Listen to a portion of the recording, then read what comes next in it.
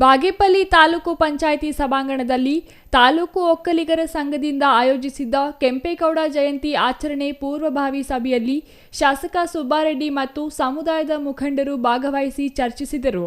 ಶಾಸಕ ಸುಬ್ಬಾರೆಡ್ಡಿ ಮಾತನಾಡಿ, ಕೆಂಪೇಗೌಡ ಜಯಂತಿ ಅದ್ದೂರಿ ಆಚರಣೆಗೆ ಎಲ್ಲ ರೀತಿಯ ವ್ಯವಸ್ಥೆ ಕಲ್ಪಿಸಲು ಸಿದ್ಧನಿದ್ದೇನೆ.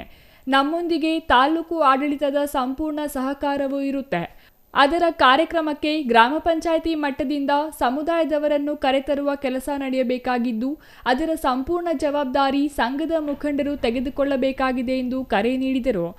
ನಿಗದಿ ಮಾಡಿರುತ್ತೆ.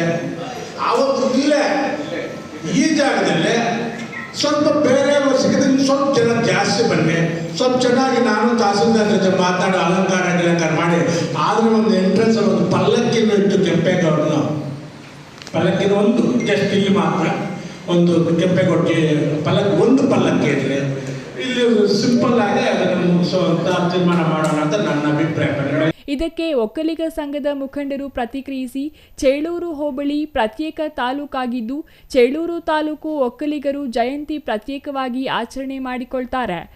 ಮುಂಗಾರು ಮಳೆ ಆರಂಭವಾಗಿರುವ ಹಿನ್ನೆಲೆಯಲ್ಲಿ ಬಹುತೇಕರು ಬಿತ್ತನೆ ಚಟುವಟಿಕೆಗಳಲ್ಲಿ ತೊಡಗಿರುತ್ತಾರೆ. ಜನರನ್ನು ಕರೆತರುವುದು ಕಷ್ಟವಾಗುತ್ತದೆ ಎಂದು ತಿಳಿಸಿದಾಗ ಎಲ್ಲರೂ ಸಹಮತ ವ್ಯಕ್ತಪಡಿಸಿ ಸರಳವಾಗಿ ಆಚರಿಸೋಣ ಎಂದು ಅಭಿಪ್ರಾಯ ತಿಳಿಸಿದರು.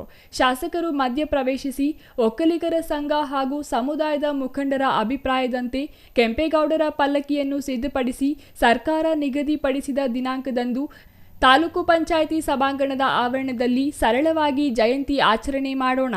ಪ್ರತಿ ಗ್ರಾಮ ಪಂಚಾಯಿತಿಯಿಂದ ಕನಿಷ್ಠ 200 ಜನ ಕಾರ್ಯಕ್ರಮಕ್ಕೆ ಆಗಮಿಸುವ ಕೆಲಸ ಮಾಡಿ.